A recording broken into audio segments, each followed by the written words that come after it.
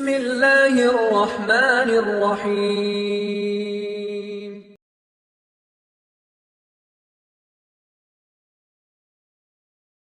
அஸ்ஸலாமு அலைக்கும் வரஹ்மத்துல்லாஹி வபரகாத்துஹ். அல்லாஹ் நேசிக்கிறான்.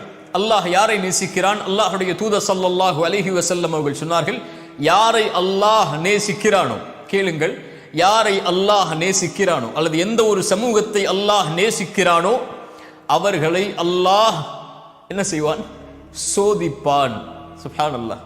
பாவிகளுக்கு மட்டும்தானே அல்லாஹ் சோதனையை கொடுக்க வேண்டும். ஏன் நல்லவர்களை அல்லாஹ் சோதிக்கிறான் என்றால், ஆதம் அலைஹிஸ்ஸலாம் முதற்கொண்டு அல்லாஹ்வுடைய தூதர் முஹம்மது ரசூலுல்லாஹ் ஸல்லல்லாஹு அலைஹி வஸல்லம் வரை எல்லா நபிமார்களையும் ரசூல்மார்களையும் அல்லாஹ் சோதித்திருக்கிறான். அல்லாஹ்வுடைய தூதர் சஃபாவுடைய மலையின் மேல் ஏறி அல்லாஹ்வுடைய தூதருடைய நபித்துவத்தை தொடங்கும் போதே எதிரிகள் சொன்னார்கள், தப்பன் லக்கயா முஹம்மத், முஹம்மதே உங்களுடைய கரம் அழியட்டும் என்று சோதனை ஆரம்பித்தது. தூதர் மரணிக்கக்கூடிய கடைசி தருவாய் சொன்னார்கள், உங்கள் இருவருக்கு கொடுக்கப்பட்ட நோயின் வேதனையை அல்லாஹ் எனக்கு கொடுத்திருக்கிறான் என்று. முன்பின் பாவங்கள் மன்னிக்கப்பட்ட அந்த நபியை ஏன் அல்லாஹ் நபித்துவத்துடைய எல்லா ஆண்டுகளிலும் சோதித்தான்? அல்லாஹ்வுடைய தூதர் ஸல்லல்லாஹு அலைஹி வஸல்லம் இந்த கேள்விகளுக்கெல்லாம் ஒரே ஹதீஸில் பதில் சொன்னார்கள். அல்லாஹ்வுடைய தூதர் ஸல்லல்லாஹு அலைஹி வஸல்லம் அவர்கள் சொன்னார்கள், இந்த பூமியிலேயே அதிகமாக சோதிக்கப்பட்டவர்கள் பாவிகள் என்று சொல்லவில்லை, நபிமார்கள் தான். அவர்களுக்கு பிறகு அவர்களை பின்தொடர்ந்தவர்கள், அவர்களுக்கு பிறகு அவர்களை பின்தொடர்ந்தவர்கள். ஏன் அல்லாஹ் சோதிக்கிறான்? ஒரு இறை நம்பிக்கை கொண்டவனுடைய மார்க்கம் தீன் எந்த அளவு இருக்கிறதோ அந்த அளவு அல்லாஹ் சோதனைகளை உறுதியாக்குவான். ஒரு இறை நம்பிக்கை கொண்டவனுடைய மார்க்கம் எவ்வளவு எளிதாக இருக்கிறதோ அவ்வளவு எளிதாக சோதனை வரும். என்ன அர்த்தம்? ஒரு முஃமினுக்கு சோதனையின் பலம் எவ்வளவு உறுதியோடு இருக்கிறதோ அந்த அளவு அவனுக்கு அது அருட்கொடை. ஒரு முஃமினுக்கு சோதனைகள் அருட்கொடை. ஏன் அல்லாஹ்வுடைய தூதரே, அல்லாஹ்வுடைய தூதர் அந்த ஹதீஸுடைய இறுதியில் சொன்னார்கள், அல்லாஹ் அவனை விடுவதில்லை சோதிக்காமல். எந்த அளவு என்றால், அவனுடைய பாவங்கள் இல்லாமல் அவன் இந்த பூமியில் வாழக்கூடிய சூழல் ஏற்படும் வரை அல்லாஹ் அவனை சோதித்துக் கொண்டே வருவான். அல்லாஹ் அக்பர்.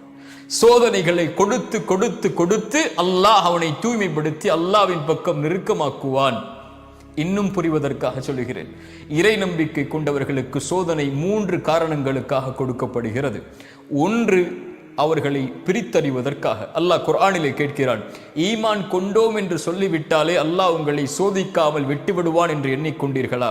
உங்களுக்கு முன்னுள்ளவர்களையும் அல்லாஹ் சோதித்திருக்கிறான், உங்களையும் சோதிப்பான். உங்களில் யார் உண்மையாளர்கள், உங்களில் யார் பொய்யர்கள் என்று அல்லாஹ் பிரித்தறிவதற்காக. நன்றியோடு இருக்கிறாயா, நன்றி மறந்து வாழ்கிறாயா? அல்லாஹ்வை பொருந்திக் கொள்கிறாயா, அல்லாஹ்விற்கு மாறுபட்டு வெறுத்து செல்கிறாயா என்ற பிரித்தறிதலை அறிவதற்காக அல்லாஹ் அந்த சோதனையை இறை நம்பிக்கை கொண்டவர்களுக்கு கொடுத்து சோதிப்பான். இரண்டாவது, தூய்மைப்படுத்துவதற்காக.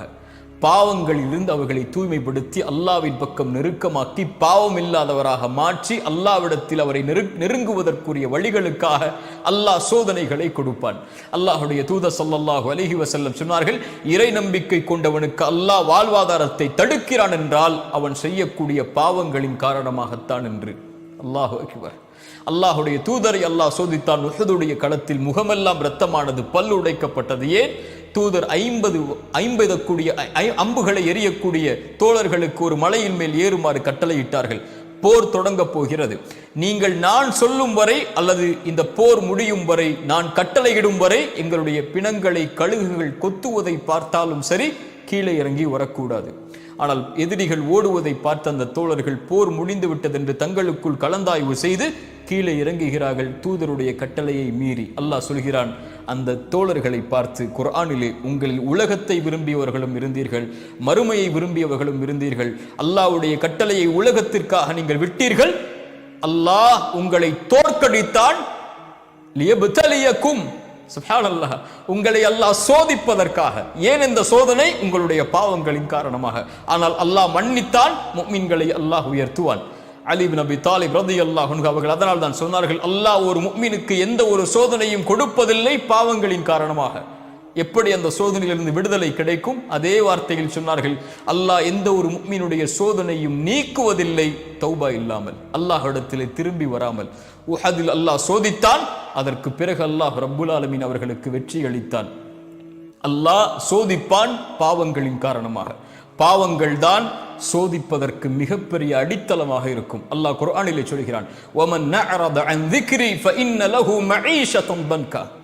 யார் அல்லாஹ்வின் நினைவை விட்டு தூரமாகி வாழ்கிறார்களோ அவர்களுக்கு அல்லாஹ் நெருக்கடியான வாழ்க்கையை கொடுப்பான். லா இலாஹ இல்லல்லாஹ்வை கூறியும் நெருக்கடி இருந்தால், லா இலாஹ இல்லல்லாஹ்வை கூறியும் உங்களுடைய வாழ்வு விசாலமாக இல்லை என்றால், சோதனைகளால், பிரச்சனைகளால், செல்வத்தால், குடும்பத்தால், உறவுகளால் என எல்லா புறமும் இருளால் சூழப்பட்டு நெருக்கடிகள் இருந்தால், அல்லாஹ்வின் நினைவை விட்டு தூரமாகி வாழ்கிறீர்களா என்று நினைத்து பாருங்கள். தொழுகையில் உங்களுடைய நிலைப்பாடு என்ன? அல்லாஹ்வை அஞ்சுவதில் உங்களுடைய நிலைப்பாடுகள் என்ன? பாவங்களை விட்டு விலகுவதில் உங்களுடைய நிலைப்பாடுகள் என்ன? அல்லாஹ்வை மறந்து வாழ்ந்து கொண்டிருந்தால் அல்லாஹ் நெருக்கடியான வாழ்க்கையை தான் கொடுப்பான். பதறி விடுவீர்கள் பாவங்களை கண்டால், பதறி விடுவீர்கள் அல்லாஹ் சோதித்தால், குழம்பி விடுவீர்கள் எங்கே செல்வது என்று தெரியாமல். இறை நம்பிக்கை கொண்டவராக இருந்தாலும் சோதிக்கப்பட்டால் மரணத்தை விரும்ப ஆரம்பித்து விடுவீர்கள், மரணத்தை நோக்கி செல்ல ஆரம்பித்து விடுவீர்கள். அல்லாஹ்வின் நினைவில்லாமல் இருந்தால் அல்லாஹ் சோதிப்பான், சுத்தப்படுத்துவான், நெருக்கமாக்குவான். மூன்றாவது அல்லாஹ் சோதிப்பதுடைய அடிப்படை அல்லாஹ் அந்தஸ்துகளை உயர்த்துவதற்காக. தூதர் முன்பின் பாவங்கள் மன்னிக்கப்பட்டவர்கள், ஆனால் அல்லாஹ் அவர்களை ஆரம்பம் முதல் இறுதி வரை சோதித்தான், மரணம் வரை சோதித்தான். ஏன்? அவர்களுடைய அந்தஸ்தை அல்லாஹ் உயர்த்துவதற்காக. சோதனைகளை கொடுத்து கொடுத்து கொடுத்து ஒரு முஃமினை அல்லாஹ் பலப்படுத்தி பலப்படுத்தி பலப்படுத்தி பொறுமையின் கூலியை கொடுத்து, பொருத்தத்தின் கூலியை கொடுத்து அல்லாஹ் அவனை நெருக்கமாக்கி கொண்டே வருவான், அந்தஸ்துகளை உயர்த்தி கொண்டே வருவான். அந்த அந்தஸ்தை அல்லாஹ் ரப்புல் ஆலமீன் நாளை மறுமையில் வெளிப்படுத்துவான். அவர்களுக்கு இந்த சோதனைகளை மறுமையில் இருந்து பார்க்கும்போது அவர்களுக்கு அதுவெல்லாம் ஒன்றும் தெரியாமல் ஆகிவிடும். சொர்க்கத்தை அல்லாஹ் ஒரு மனிதனுக்கு ஒரு முறை காட்டுவான். அவன் வாழ்நாள் முழுக்க சோதிக்கப்பட்டவன். சொர்க்கத்தை ஒரு முறை பார்த்தவன் அல்லாஹ் கேட்பான், உலகத்தில் ஏதாவது நீ சோதிக்கப்பட்டாயா என்று. அவன் சொல்லுவான், யா அல்லாஹ், உலகத்தில் நான் எந்த ஒரு சோதனையும் பார்க்கவில்லை என்று. அதை விட பெரிய அந்தஸ்து என்ன இருக்க போகிறது? அல்லாஹ் ரப்புல் ஆலமீன் இந்த மூன்றின் காரணமாகத்தான் இறை நம்பிக்கை கொண்டவர்களை சோதிப்பான். ஏன்? இறை நம்பிக்கை கொண்டவர்களை அல்லாஹ் விரும்புகிறான். விரும்பினால் சோதித்த அல்லாஹ் அவர்களை நெருக்கமாக்கி கொண்டே வருவான்.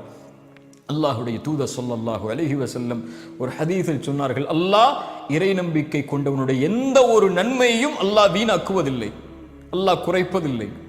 அவனுக்கு இந்த உலகிலும் நலவை அல்லாஹ் கொடுத்து விடுவான், மறுமையிலும் அல்லாஹ் கூலியை கொடுத்து விடுவான்.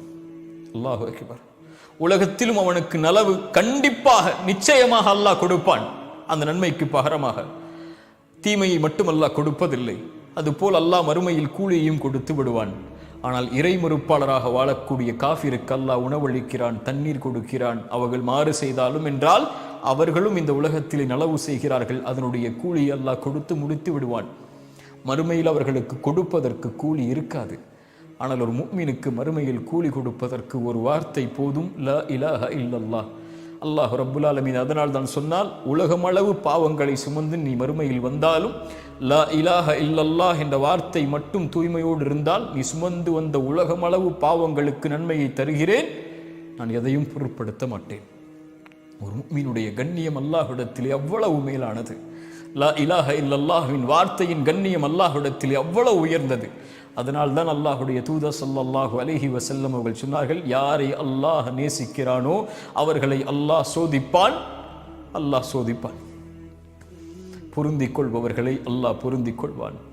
அல்லாஹ் ரப்புல் ஆலமீன் எம் சோதனைகளில் எம்மை உறுதிப்படுத்தட்டும். அல்லாஹ் எம்மை சோதிப்பதன் மூலமாக எம்மை அவனிடத்தில் நெருக்கமாக்கி அல்லாஹ் எம்மை நேசிக்கட்டும். அஸ்ஸலாமு அலைக்கும் வரஹ்மத்துல்லாஹி வபரகாத்துஹு.